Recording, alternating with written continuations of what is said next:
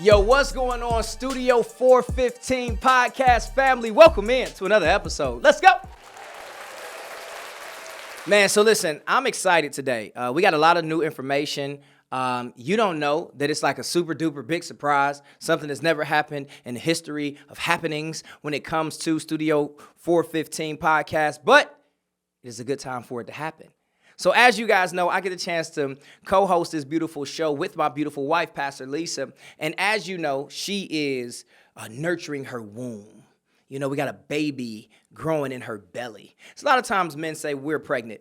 I do that every now and then, but reality is that she's pregnant. And I just have to take care of her in this season. I'm not carrying the baby. I'm not going to birth the baby. And I am not pregnant. But we are one. We came one flesh. So therefore, sometimes I say we're pregnant, but I really don't mean it.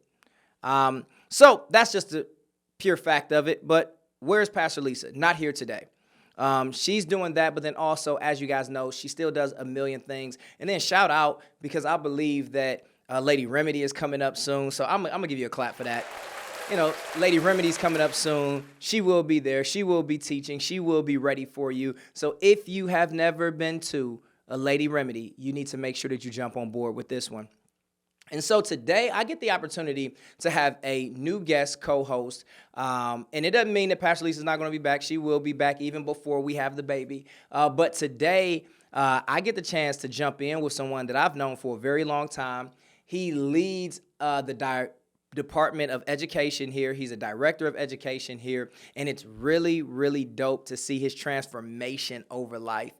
And if you guys are fully vested into the Remedy Nation and been to the Remedy Church, been through some of our bar classes beginning at Remedy, and been through some of our small group classes or core classes, so on and so forth, then you know who I'm talking about. I want to introduce none other than my brother, my friend, great member here at the Remedy Church, been here since the onset, and we have been killing the game since, and I love it. Man, welcome, Ricardo Spencer. What's up, man? Hey, what's up? How you doing? Man, I'm good, man. Welcome, man. Welcome to the show. Thank you for having me. You know what I'm saying? You've watched for a long time, and now you're in the studio with us, man. How does it feel? How does it feel? It feels different to be on this side of the camera. Yeah, I get it. It's a lot of bright lights. It's a lot of bright lights. It's a lot of bright lights in here. It's like 50,000 cameras. You got stuff. It's just stuff, man. A lot. It's a whole lot. Well, man, listen, man, I know you're going to kill it today. So, man, what you got for us, Rico? Well, first, I want to tell people, while you out there, make sure that you like, follow, and subscribe to us absolutely. On Instagram, YouTube, Facebook. Please do. We're trying to grow up everything. Make sure that you like and subscribe. And if this message helps you, or if it can help somebody else, make sure you go ahead and share that. It's a fact, for sure. Sharing it helps the message go a long way. Absolutely. But in the meantime, what are we talking about today? So for those who have been watching and who have been tapped into what we've been in, we are in a series in March right now. Watch this. Ricardo, what's the name of the series? Miracles in March. Look at the man. The man be out here paying attention, guys. The man be out here paying attention. So we are in a series titled Miracles in March. And we're getting a chance to go through a lot of miracles in the Bible and even looking at the Bible as a book of miracles. So not even just stopping with the idea that Jesus is the only one that did miracles. And no. The entire book, the old Bible is a miracle. When you see Moses walk through the Red Sea on dry ground, that's a miracle. You know what I mean? When you see these things happening, fire coming down from heaven to prove that God is God, that's a miracle. So when you look at the book and the Bible, you need to not look at just Jesus doing miracles. The entire thing is a book of miracles. But last week, I got the chance to teach on Studio 415 this idea of the miracle manual. And I was giving you things that you would need to know in order to qualify, to put yourself in position to get a miracle. And there was one chapter I left out. The Lost Book. Nope, that's the Lost Book. I get where you were going, but I'm gonna hit you with one of these. So you know what I'm saying? Like you tried. I mean, you did it. Like you know what I'm saying? You own a show. It's a new field. You know what I mean? Try the Lost Book of the Manual. Rico, you funny. So look, I left out a chapter in the miracle manual last week, and it's because I didn't want to burden you, didn't want to mess with you, didn't want to throw you off. But I have to talk to you about misfortunate moments. See, because here's the reality. In life, we get joy, we get peace, we get love, we get good times, we get happy, we got joy, we got all of this good stuff that's happening. We come to church, we feel good, we speak in tongues, we praise the Lord, we learn, we apply it, and everything is great. But here it is. If you come to church because you think that church is going to make your life perfect, you are horribly mistaken. Church is here to teach you about Jesus, to get those saved, but then also prep you for misfortunate moments.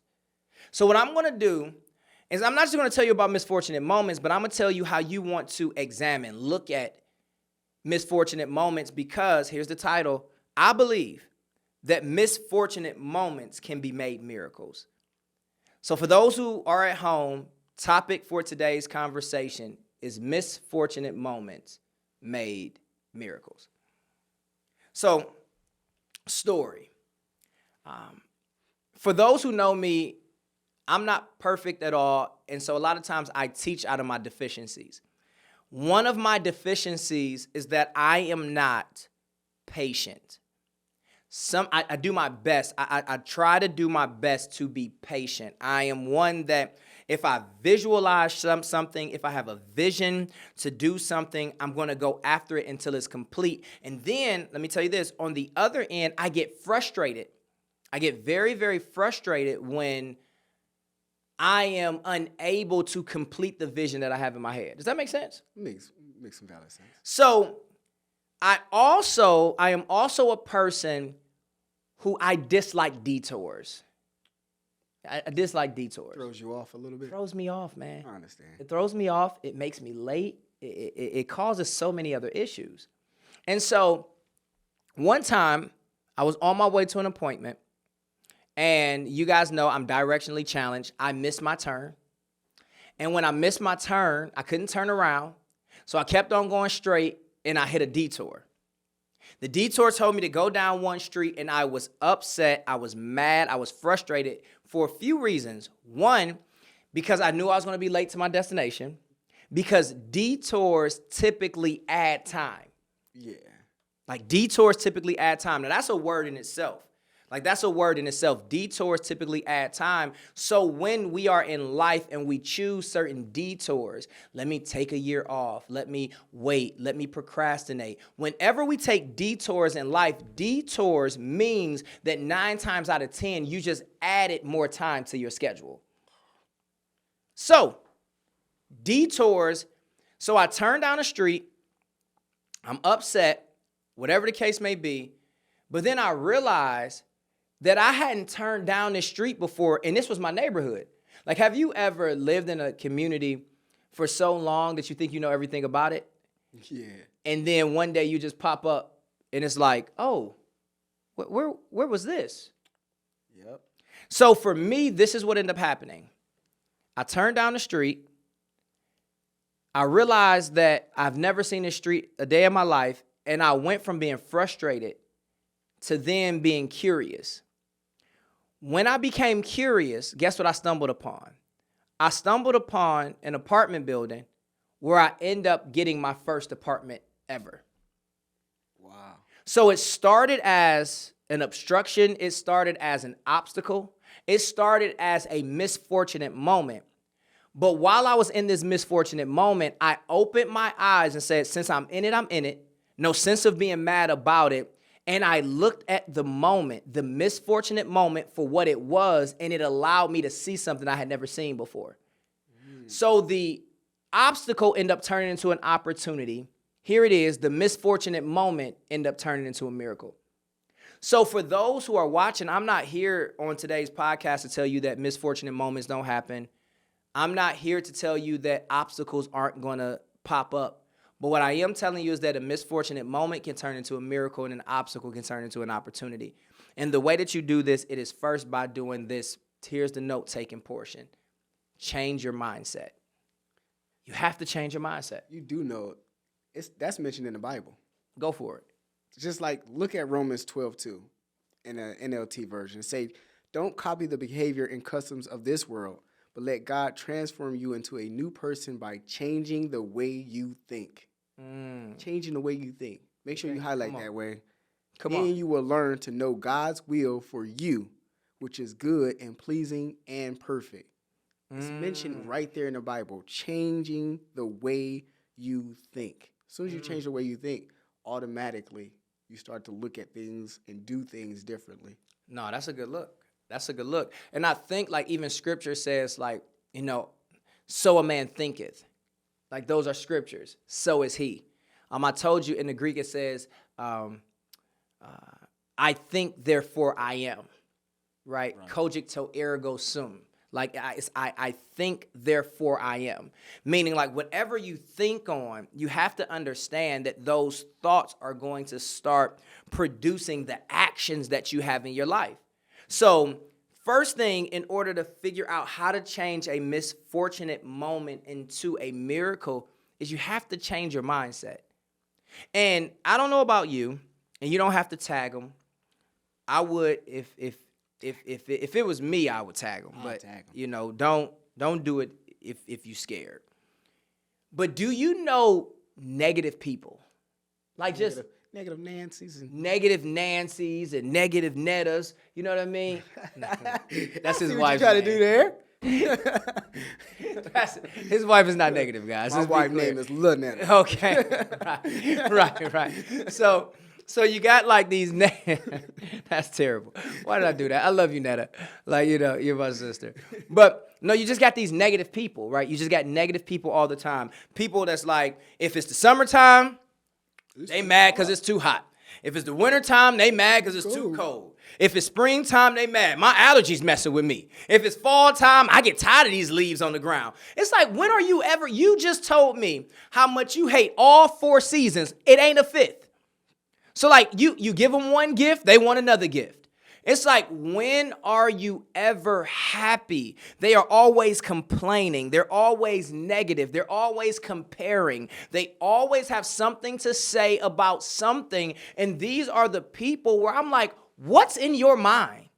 Like, what are you thinking about? What's constantly nagging at you that you have to be constantly nagging?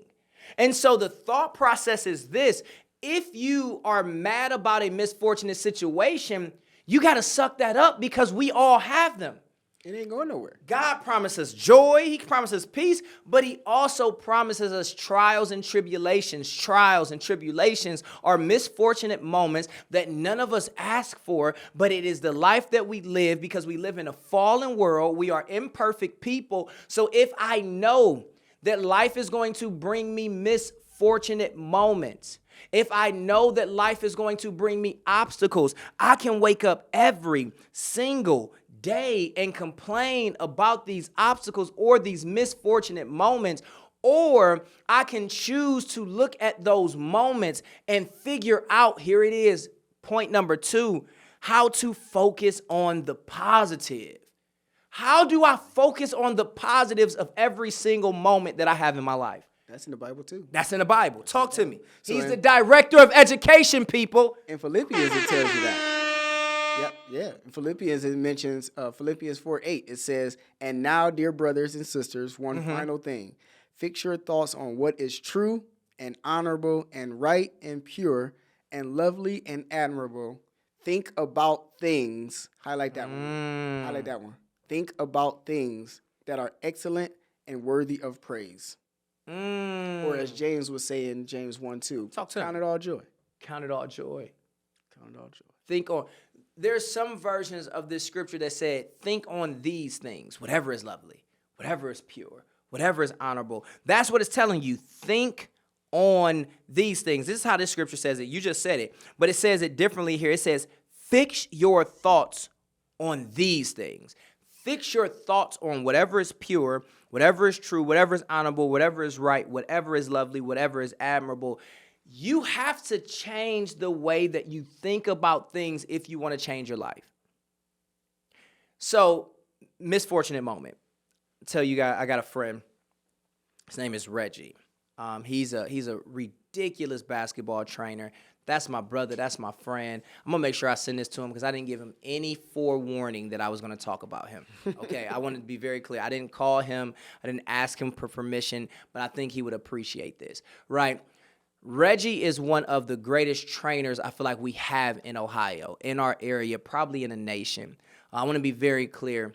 He's not just training middle school and elementary and high school and collegiate. No, he's training legitimate NBA players. He's flown all across the country so that he can pop up at games and pregame workouts and drills. So you will see him on all of these NBA floors, and you will say, "Oh, he must have wanted to be a trainer his entire life." Wrong. Like, Reg wanted to go to the league. He's a killer right now. Any league I'm in, I'm putting Reg on the squad. But the reality is this. He leaves high school, elite athlete. Goes to college, an elite athlete. Leaves college, goes overseas, plays in a few leagues, and he continued getting injured. It's misfortunate. It's a misfortunate moment in his life. Now, for all of the negative Nancy's, negative Nancy's, I'm gonna get him, baby. Negative Nancy's, for all of the negative Nancy's, like, when this moment happens in their life, what do they typically do? Complain. I could have made it. Have y'all ever met the person who I could have made it to the league guy? I could have made it to the league if you know what I'm saying, if I didn't come out the same year as LeBron James, like I was the LeBron James before the LeBron James. And so he took all the media stuff and I could have made it to the league though. Like, you know what I'm saying? Well, why didn't you go overseas? Well, you know, I ain't had no passport. That's what you're saying now. Like, you're saying that you didn't make it because you didn't have a passport? Like, that's what stopped your dreams, huh? Like, yeah, you know, I mean, I ain't want to leave home. Well, how are you gonna make it to the league then? Because you was gonna play for the Cavs? Like, nah, I don't think so. I don't think so, player. So they always want to focus. They didn't like me. They didn't want to put me in the game. No, you didn't have the skills, right? But that's not Reggie's MO, right? Reggie, he was cold on the court, still cold on the court. But when it came to being up to par to get to the league, for whatever reason, he didn't make it. Now, what could have Reg done? He could have gone and got a job at a box factory, just came up with that. If you work at a box factory, there's nothing wrong with working at a box factory, but if you want to go to the NBA, then there may be issues working at the box factory, right? So he could have done anything. He could have just wasted his life away, but instead, he opens up a gym and he starts training kids. Those small kids turn to middle school turns to high school goes to college, and these kids are still getting better and better. Now, college is done. It's time for an NBA draft. And his kid gets their name drawn in the NBA draft. Reg is not on the NBA floor playing, but he is on the NBA floor training. He still gets an opportunity to see his dream come to pass. This is the very definition of figuring out how to change misfortunate moments into miracles. And if there was something that I needed to tell you right here, it'll be, please focus on the positive. Because I got a question for you. Did his situation change? No. Did the fact that he was injured change? No. Did the fact that he hasn't been able to play for a professional NBA team change? No. What changed? Him. And what I'm trying to help you understand, for those who are watching, what are you going through? My pastor taught me this a long time ago. He said sometimes we're always asking God to change the situation, and maybe our prayer should be, God, change me, because the situation is not going to change anytime soon. God, can you change me? Change my mindset. Okay, you have child support. That's not going to change. So you can't pray, God, can you change this? No, God is not changing that. And then I don't even want you to waste your prayers on things that aren't going to happen. I was talking to a group of students one day. I said, if I shoot somebody in the face and kill them, I know it got real morbid real quick. Wow. It changed. That just changed. But I said, if I shot somebody in the face and I killed them, I said, here's my question. If I go to my pastor and say, Pastor, can you pray for a miracle that I don't go to jail? Is that legit? No. No. I'm going to jail. I made a decision. And because I made a decision, there are some consequences that I'm going to have to pay. Here's the reality. Are we praying about a consequence that we're going to have to go through because of a decision that we made? So if the situation doesn't change, I guess my prayers just change me. I don't know. What's your thoughts, man? You got to most definitely think about it. Just think of a situation of, in a sense, how do you make a change or want change if you're not willing to change yourself? No, that's good. Most things you got to think of. That's good. Martin Luther King and Gandhi used to say, "Be the change you want to see." Ugh. So if in order to change something, you have to be that change. We always teach, well, if you do the right things, somebody will be willing to marry you. How about I just be the husband material to attract the wife that I want? Come on. It has to work in that same way. If you're going to be, you take your misfortunes and you fill in the gaps or what was messed up or what mistakes happened, you just fill those up with other activities to strengthen yourself. Now you know, hey, I mean, use your incident. You got detoured, but you use that moment now to say, hey, since I'm over here, I've never been over here. I'm going to be late already. Might as well look what's around. Look around. Hey, let me see what's around this area. That's a fact. Like, might as well. It ain't changed me being late. Like, it don't change you being late. So you want to take the opportunities that you do have and make the best out of them. Yeah. I look at how my life went. Okay. There was a lot of things that I've done. Been Muslim, lost a child. Yeah. A whole bunch of things that happened where it's like, okay, what do I do now in the midst of all this? Yeah. Like, do I beat myself up or do I change how I am so my situation around me won't, because it won't change. Yeah. I would just look at it different. Because in a sense, we got to look at it. Perspective. Perspective. So think about it. You preach the message. There's an eagle that flies over a storm cloud. They don't see the storm while it's pouring down on the rest of us. They're above that storm cloud. It's because they have a different vantage point. Yeah. Yeah. If you pick yourself up and take those certain steps to change your way and focus, your focus not only changes you, it changes your perspective. Of things. Yeah. So now you're seeing above the storm, like, now I know what I'm going through. It doesn't change the storm. The storm is still going on. It's still going on. But You're now just above it. Now you can see you're not in why it's going on. Yep. So in this, clap your hands for Rico. That's good. That's good. So in this, if I'm telling a person to change their mindset, if I am telling a person to now focus on the positive, so now mindset focus is all mental. Yep. Mindset focus, this is all mental. So the first thing that we're trying to tell people is that first you have to change your mindset. You have to change your focus if your goal is to make these moments, these misfortunate moments into miracles, right? Because miracles aren't what you think it is. Miracles are what you make them. And I've concluded that sometimes I can be mad at my children until I realize that my children are miracles. I can be mad at my marriage until I realize that a good marriage is a miracle. I can be mad at what's happening at the church until I realize that a healthy and strong church is a miracle. I can be mad at how I felt today when I woke up, but then I think about the fact that when I woke up, I had life in my body, breath in my lungs, activity in my limbs, and all of those things are miracles, right? But now, if I'm telling you to change your mindset, if I'm telling you to focus on the positive, that's all thoughts. And have you ever heard this statement? They say, I'll give you a penny for your thoughts, right? It's not to be disrespectful, but it's to tell you that thoughts come a dime a dozen. That thoughts, everybody has a thought. Everybody has a thought. You know, everybody has a thought. Have you ever met a person who every year they got a different thought? A thought about their future. I'm going to open up a t-shirt business. That's one thought.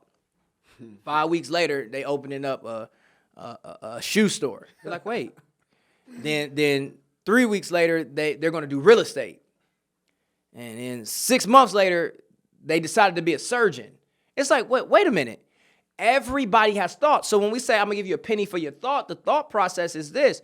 Like, man, thoughts come a dime a dozen. And I just don't have time to invest in your thoughts. But here it is. Thoughts are not something that we just throw away. Thoughts are like oil to an engine. It's like gas to a vehicle, right? It's the thing that will keep you moving. But I had a person tell me this one day, and it threw me off. He said to me, thoughts are cheap and talk is cheaper. Man was telling me that everybody has a thought and everybody wants to talk about their thought. But the catch is no one's taking action. And he said this to me while I was telling him about the church I was going to start. I'm going to start a church. He's like, oh, okay. I was like, yeah. And we're going to save a lot of people. He's like, oh, okay. Yeah. And I'm going to do series. Oh, okay. I'm going to do outreach. He's like, ooh, okay. And then he says, what's the name of your church? I was like, I ain't made it that far yet. He's like, oh, okay. So do you have your nonprofit? Like, do you start your 501? Nah. Do you got people who gonna support you? Not yet. I ain't got no members, but I'm gonna have a church. And he said, Deontay, thoughts are cheap and talk is cheaper. At some point in time, here's the third note, you have to take action. And as he was talking to me, I was thinking to myself, where do we even get this thought process that talk is cheap? Well, since you asked, my guy, you know I'm going to know. Look at Ecclesiastes 5:7. Okay. NLT, it say, talk is cheap. Off rip. Talk is literally cheap. what the Bible says, guys. We're not making this up. We're not making it up. We're not making this up. NLT, I'm telling you. Ecclesiastes 5:7. Talk is cheap. Talk is cheap. Like daydreams and other useless activities. Hey, I highlight that, Wayne. Talk is cheap. It says like daydreaming and other useless activities. So let me give you understanding about Ecclesiastes. Ecclesiastes is written in a way where you would think that a Christian didn't even write this stuff, right? You would think like it's so pragmatic. It is so simple. If I'm not mistaken, and I could be, I could be, and I believe that Ecclesiastes is one of the only books in the Bible that does not mention God. It's just principles. Like, it's crazy. It's crazy as it sounds. Like, it's just a bunch of principles, but here it is. They're godly principles, right? Ecclesiastes was written by Solomon, right? And it's wisdom. It's a book of wisdom, and it's letting you know, like, hey, man, like, this is what it is. Like, in Ecclesiastes, it tells you talk is cheap and it's as useless as daydreams or other things that just doesn't make any sense. Like, that's major, guys. So at some point in time, we have to move from thought to now changing our mindset to becoming more positive. But now after we have the thought and after we have the perspective, we have to then move to action. Our job is to take action and actually do something. Remember when I told you my friend Reggie, he didn't make it to the league. He figured out, okay, there's another way. And I'm sure he had a thought. Shout out to Grind Until Basketball Academy, right? he had a thought, man, what if I trained people? But what if he just woke up every day and had that thought? No follow through, no getting stuff done, nothing, just a thought. I don't know, just a thought. And I know that sounds simple or maybe even stupid to some of you guys who are watching, like who would do something like that? But I'm asking you to be honest with yourself because I know I can think of more than a few things. How many times have you had a thought and no correlating action that followed that thought, that made that thought actually tangible? Thoughts. I think I had a few of those. I think we all have. Now my question is, and this is off script, but how do you get from that place from thought to like taking action? In my situation, it was more so about planning. Good stuff. Once I started to plan it, Good stuff. I just looked at the Bible. We talked about it with Built to Last. So the Built to Last campaign, we talked about it. Yep, I've been around a long time. Yeah, for sure. So Built to Last campaign, we talked about it. Once I started to make the plan, it was all talk at first. So I had to write it down to make that plan plain. So now I had the vision that I can see. Yeah. So I'm like, okay, these are just the steps I need to take. Why not just start taking them? Yeah. Because once I start to make the steps, now I got movement. Now I just couldn't stop. Yeah. It's like, oh, well, I can do this. All right, well, I might as well go ahead and throw something else in here while I'm going. Oh, that's real. And that's kind of how it happens. It becomes a snowball effect. Yeah. But the snowball effect don't happen if you never even picked up the snow. So it was more so like, hey, let me get the plan going. That boy said, hold on. I hear something. That man said we all ask for a snowball effect, but what if we don't ever pick up the snow? Like you want something to form, but you never take the initiative to start the formation of that thing. So the goal and the thing that I'm trying to help you understand is that we need to take action. And after we start taking action, I'm going to tell you who's going to pay attention more than anything, the enemy. Oh, most definitely. Once you start moving, the enemy is going to give you so many reasons why what you're doing doesn't make any sense. So many reasons.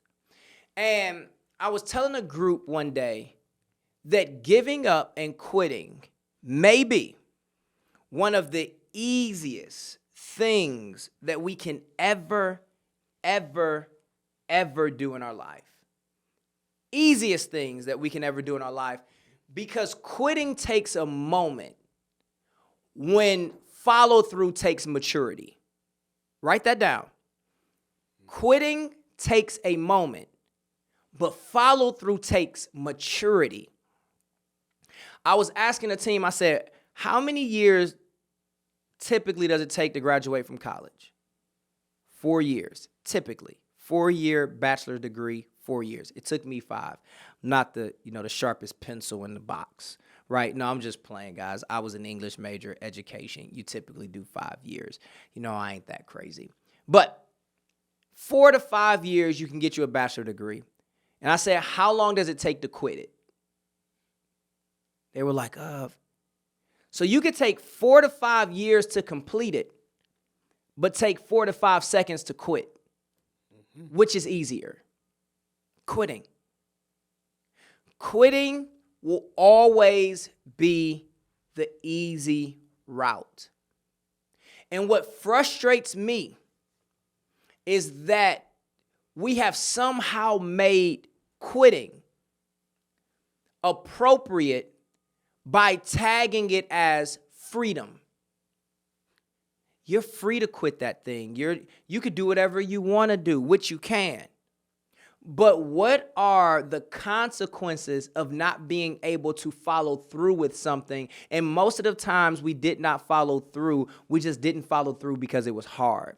Not because God didn't say that was for you. Not because you realized that you were going down the wrong path. Now, some of those things you have to stop. But I am talking about the people who just quit almost everything they start because it's just hard. We cannot give up. So if you're watching, please hear my heart. Don't give up. Like, don't give up, man. What you thinking, man? Rest if you must, but don't you quit. That's real. I mean, That's real. it goes beyond just what we learn. Yeah, that's real. That's real. It's okay to rest. Mm-hmm. It's okay to rest. Because sometimes the momentum keep you going. You want to rest. But once you give up, everything kind of stops. You ever try to hit a moving target? It's difficult. But let that target slow down and stop. Oh, it becomes much easier. And that's all the enemy doing, is throwing darts at a non-moving target. But as soon as you start moving, now he got to catch up to you. So there's a poem that he just referenced. You can look it up. It's called Don't Quit. It's called Don't Quit. And I love what you just said. Rest if you must, but just don't quit. Even while I rest, I'm still moving. My mind is still working. I'm still trying to come up with a plan. I may not be as active as I was. I may not be as active as I want to be, but I'm still doing something that's going to help me reach my overarching goal. Rest if you must, but don't quit, because we have to figure out how to make these moments, but not just any moments, guys, the misfortunate moments. How do we make these misfortunate moments miracles? You've heard this story before, especially if you've been around me, been around our team. There was a woman, she was raising 2 children. And life was hard, and she found herself addicted to drugs and alcohol. And she just couldn't shake it. When her boys became adults, she got them through high school. It's time for them to go to college. One guy, he dropped out of college, the first brother. He dropped out of college. And the second brother finished college, got his master's degree, and he became a multimillionaire in business. At the family reunion, while they were at the table, there's a young girl in their family who came up, and she says, "Uncle number 1, how did you become addicted to drugs and alcohol?" His answer was simply, "Well, it's because my mom was addicted to drugs and alcohol. Makes sense. I became what I saw." But then she went to uncle number 2 with a perplexed look on her face. She says, "Okay, he became addicted to drugs and alcohol because your mother was addicted to drugs and alcohol. Well, how did you become a multimillionaire?" He looked at her and said, "Because my mother was addicted to drugs and alcohol." So you had one person that looked at it as an excuse not to do well in life. And then you saw another person look at it as motivation because they knew that they were in this misfortunate moment for so long. But then how can I take these misfortunate moments and turn them into miracles? To see a millionaire come out of some misfortunate moment is ridiculously good. But to see another addict come out of a home that was ran by an addict is something that we would have all guessed. It's the easy route to just quit on life and to use those misfortunate moments as an excuse on why you can't do what God has called you to do. See, I speak life over you. I speak favor over you. I speak miracles over you. And what I'm saying to you is that we all are going to run into some misfortunate things. But the reality is this: we can look at every single misfortunate thing and know that there is something that is on the opposite side. It says whatever is pure. The reason why it says that is because he knows that there are some things that we can focus on that are not pure. Whatever is lovely. The reason why we can focus on something lovely is because we understand that there is something that is filled with hatred, whatever is admirable, right? Whatever is in these particular realms, like focus on all the good stuff. Because if you get caught up on the bad stuff, this is what you're going to become: bitter, angry, unsuccessful. But when you focus on the positives of life, then I believe your life can change. Man, give us some concluding words. Excuses are tools of the incompetent, Facts. which build monuments of nothingness. Those who specialize in them seldom succeed in anything they do. That's true. Don't take these misfortunes as excuses. Don't use them as tools to build nothingness.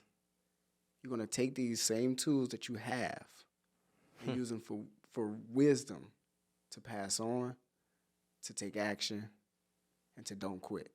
Because after all, if you keep moving, something's going to hit.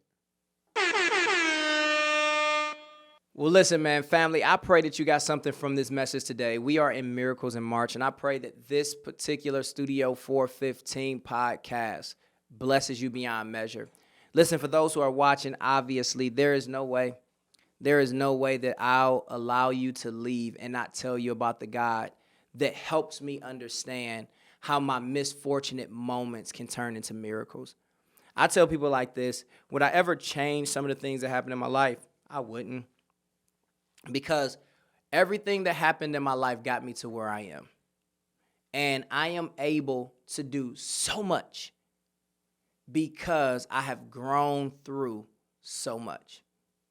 So I thank God for my misfortunate moments, because without those moments, I don't know if I'll meet my wife. I don't know if I'll have this church. I don't know if I'll have my brothers, my brother. I don't know if I'll have the people who support me. So I'm happy because I figured out how to look at it from a different perspective. But the only one that helps me do that is Jesus. He's top of the top. He's helped me understand that sometimes they may crucify you. But if they crucify you, that means that what comes after this is life, but not just life, is life more abundantly. And you may not know Jesus, but I'm telling you now that today is the day that you want to get to know him. So what I want you to do is I want you to look at that number on the screen. I want you to text that number. Send us your name, your information, whatever is asking you to send in, because there's a person on the other end of that number who wants to pray with you. And that prayer is simple.